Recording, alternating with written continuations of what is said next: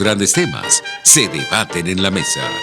Buen provecho por rcr.tv, la radio que se ve. Y síganos en Twitter, @rcr750.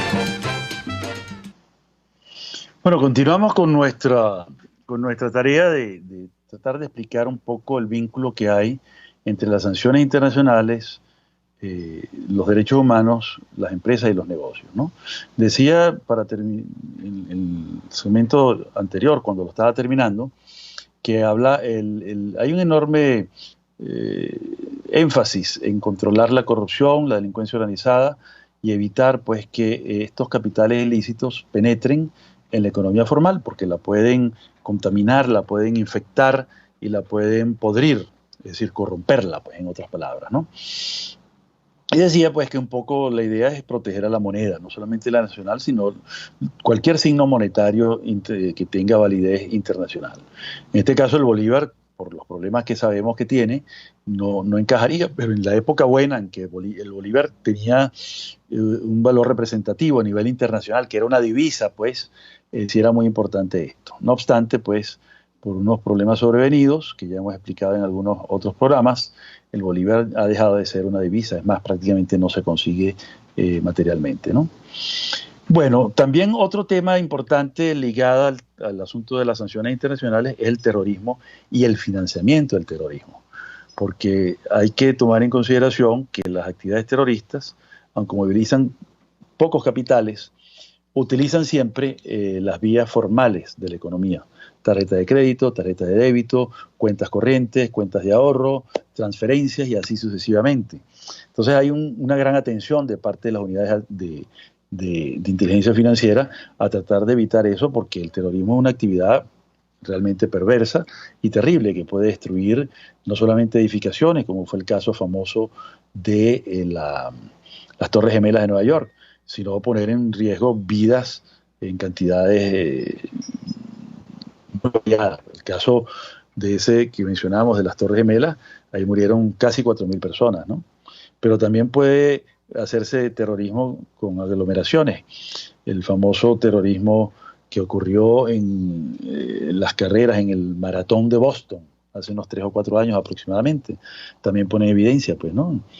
Con una bomba casera, utilizando una olla de presión, se hizo explotar eso en plena aglomeración de los fanáticos del deporte del maratón, y bueno, hubo múltiples muertos, y así sucesivamente, ¿no? Y lo otro, y es quizás el énfasis más reciente y el más importante, y de lo cual vamos a hablar de un antecedente interesantísimo, es el tema de los derechos humanos, ¿no? El tema de los derechos humanos es el bien jurídico tutelado más importante desde el punto de vista cualitativo, desde el punto de vista del humanismo, desde el punto de vista de la humanidad también, ¿no? ¿Y por qué?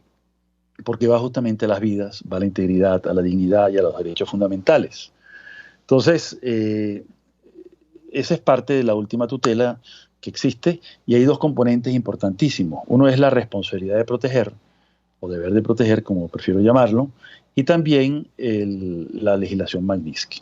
Voy a empezar a hablar del deber de proteger porque me parece muy importante, y sobre todo que esta discusión tiene mucho que ver con el trabajo de seres humanos que están en los bancos, que están en las empresas de seguro, que están en los llamados sujetos obligados, y que tiene mucho que ver también con empresas importantísimas en el plano petrolero, que es el oficial de cumplimiento. También los ejecutivos de finanzas y los consultores jurídicos y los abogados que damos apoyo a esas instituciones, tanto financieras como comerciales e inclusive individualidades, que nos preguntan, que nos consultan sobre estas cosas, sobre lo que es el cumplimiento. Ese oficial de cumplimiento es el que va a estar pendiente de quién está sancionado y por qué, y un poco dar el consejo a la institución que se trate, por ejemplo un banco, para hacer un reporte de actividad sospechosa, o para no hacer un negocio, o para no abrir una cuenta con esa persona, y así sucesivamente. Entonces el oficial de cumplimiento es un personaje muy, pero muy importante. Este tipo de sanciones, pues, además, no se detienen, son de un dinamismo impresionante. En estos tiempos de pandemia, y donde se incrementan las violaciones de derechos humanos, ha habido una recurrencia de actuaciones impresionantes de las sanciones internacionales. Constantemente quienes estamos suscritos a estas fuentes de información, recibimos a veces hasta 3 veces por día alguna notificación de nuevos enlistados, de nuevas personas designadas, de nuevas empresas. Y no solamente se limitan al caso de Venezuela, por ejemplo, ¿no? Llegan sanciones relacionadas con empresas chinas, con empresas sirias, con individualidades sirias también, empresas iraníes, turcas, es decir, del mundo entero en realidad. Y así van moviéndose las cosas a pesar de la pandemia, a pesar del confinamiento. Y es que justamente en estos tiempos difíciles, turbulentos los llamaría más bien, es cuando el crimen organizado empieza a moverse más, aprovechando las rendijas que se dan, los descuidos que puede haber en las aduanas, en las instituciones formales, en las policías, en los tribunales, en las fiscalías y así sucesivamente.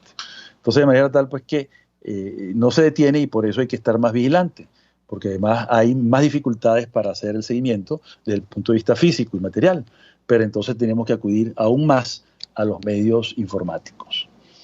Entonces, y sobre todo la capacitación. En esa medida es que estamos, digamos, dando estos cursos y estas charlas para colaborar en la formación de las personas. Entonces, para continuar con esto, vamos a hablar de algunos mitos que se dan.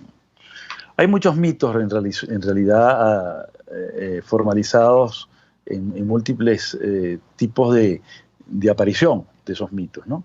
Y son mitos que tienen que ver con los intereses que les hablé al principio y también con la propaganda de organismos, de personas individuales, de estados, de gobiernos e inclusive de empresas, ¿verdad?, que te van generando noticias falsas que te distorsionan la realidad, ¿no? Por ejemplo, uno de los mitos más frecuentes y que uno recoge permanentemente en las redes sociales es que hay quienes dicen que se usan para tumbar gobiernos y hay quienes dicen que no sirve para tumbar gobiernos, ¿no? Evidentemente son dos afirmaciones polarizadas, de dos extremos distintos, ¿no? En realidad, las designaciones que se realizan desde el Consejo de Seguridad para abajo, en ningún caso, desde el punto de vista jurídico, en ninguna de las regulaciones, de las normativas, de las leyes que yo he podido revisar y he revisado muchísimas en tantos años que tengo trabajando este tema, en ninguna de ellas dice esto es para tumbar a tal gobierno, ni para fortalecer a tal gobierno, de ninguna manera. No tiene que ver. Lo más que llegan a afirmar, varias de ellas, es que se busca que un gobierno o un gobernante cambie un comportamiento. Quizás el ejemplo más importante desde el punto de vista histórico que me toca comentar con ustedes es el caso de Sudáfrica. Yo he leído comentarios y monografías muy bien estudiadas, etcétera, unas que dicen que fue fundamental para la caída del régimen del apartheid y la transición hacia la democracia. Fue una transición pacífica, sin derramar sangre y sin disparar un solo tiro, y que hay quienes piensan que sí ayudó y otros piensan que no ayudó. Hay quienes piensan que no ayudó, dicen que todo se debió a Mandela y que todo se debió a la caída del bloque soviético, porque entonces dejaron financiar a los guerrilleros de los países vecinos, de Rodesia, por ejemplo, ¿no? Y que por eso las sanciones fueron prácticamente inútiles. Pero la mayoría de las opiniones que he podido recoger dicen que fueron sumamente importantes y útiles. Y les voy a decir un número para que se den cuenta, ¿no? Fueron 160 países que implementaron algún tipo de sanciones hacia el gobierno de Sudáfrica.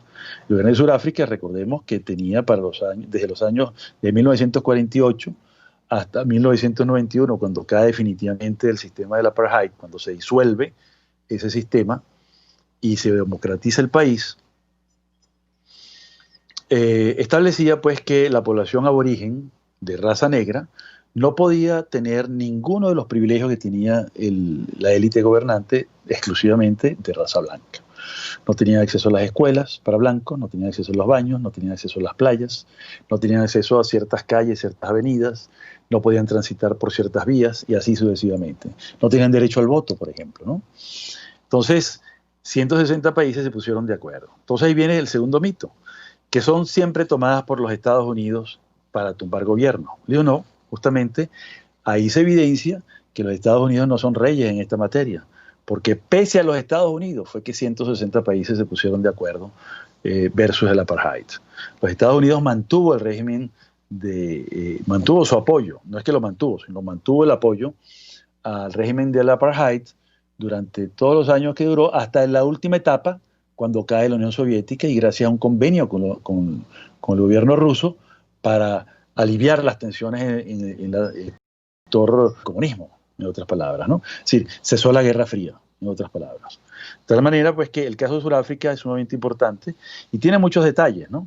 Es muy importante saber que en el caso de Sudáfrica hubo sanciones de todo tipo, financieras, no se invertía. Ningún país de la Commonwealth invertía. Estamos hablando que la Commonwealth, que es la mancomunidad británica, es decir, todos los países que han sido colonias de la Unión de la Gran Bretaña, del Reino Unido, se pusieron de acuerdo para boicotear la economía surafricana y exigir un cambio. Sobre todo, muchos países de distintas nacionalidades, pues. Ahí tenemos los asiáticos, los países de África en su mayoría, países del Caribe que boicotearon. Y no solamente boicotearon la economía y las inversiones, sino también los intercambios turísticos, boicotearon las actividades culturales y lo más importante, y en mi opinión, una opinión muy personal, es que los golpearon en donde más les dolía al régimen del apartheid, que eran los deportes. Hubo sanciones deportivas. Hay que ver lo que esto significa, ¿no? Fueron boicoteados los Juegos Olímpicos, se les impedía, no eran invitados. Los Juegos de la Mancomunidad Británica, que todos los años hacen sus juegos de invierno, juegos de verano, competencias de todo tipo. Y por deporte les perjudicó, pues, en el atletismo, el ajedrez, el cricket, el golf, los deportes de motor, el rugby, el fútbol y el tenis. No nos olvidemos, pues, de la importancia que tuvo el rugby, sobre todo, que era el deporte nacional. Hay que recordar la película Invictus de, ¿cómo que se llama? Clint Eastwood, que dirigió Clint Eastwood, y estuvo protagonizada por Morgan Freeman, que habla, pues, de la importancia que tuvo el juego de rugby para la reunificación del país. Y fue una cosa que implementó de una manera muy sabia, muy oportuna y muy bien fundada políticamente Nelson Mandela. La historia está muy bien reflejada en esa película Invictus, que es un clásico del cine que yo invito siempre a ver, y sobre el cual se han hecho algunos cineforos para discutirla, para divulgarla, para comentarla, ¿no? Entonces, es muy importante considerar este tema de las sanciones deportivas, ¿no? Fue para Sudáfrica un acontecimiento, la reunificación, porque ¿qué representaba el rugby? Primero, que bajo el apartheid, ningún aborigen de raza negra podía participar, ni siquiera si era mestizo. Ya en la película Invictus se ve la participación de un aborigen integrado, pues, ¿no? Y cómo los blancos tenían ciertos prejuicios todavía, pero resulta que era un gran campeón, un gran líder, pues, del punto de vista deportivo, gracias al potencial que se descubre, pues, en esa medida. Y también los aborígenes estaban muy emocionados de poder participar, porque ellos mismos eran fanáticos del juego, ¿no? Y tenían sus actividades y también jugaban y sabían el juego muy bien, ¿no? Y eran grandes atletas. Entonces, ahí vemos, pues, que eso fue de gran importancia, el tema deportivo. ¿Cambió el gobierno por causa de las sanciones? No, no cambió el gobierno. ¿Cambió el apartheid? Sí, sí cambió el apartheid. Cambió el apartheid y se hizo una transición a la democracia totalmente tranquila. El gobernante de entonces, de Klerk, pudo transitar hacia la democracia convocando unas elecciones universales, directas y con el voto secreto para todos los habitantes del país, y ganó Mandela. Entonces, ahí, pues, un final feliz de una transición muy complicada que duró muchísimos años, de una dictadura blanca terriblemente cruel, terriblemente sectaria y segregacionista. Yo creo que es muy importante concluir esta sección diciendo además que hoy en día el apartheid es un crimen de lesa humanidad. Se le considera un crimen de lesa humanidad cuando hay una segregación en razón de la etnia o de la raza. Y es justamente una de las cosas que está dentro de la responsabilidad de proteger cuando quiera que se detecte que en algún país hay una tendencia hacia eso o hay una política del Estado hacia eso, entonces se lista o se pone en la lista de personas designadas a estos dirigentes o a estas personas expuestas políticamente. Bueno, vamos a concluir esta segunda sección con este punto. Continuaremos en la siguiente. Muchas gracias. Usted escucha Buen Provecho por RCR.tv, la radio que se ve.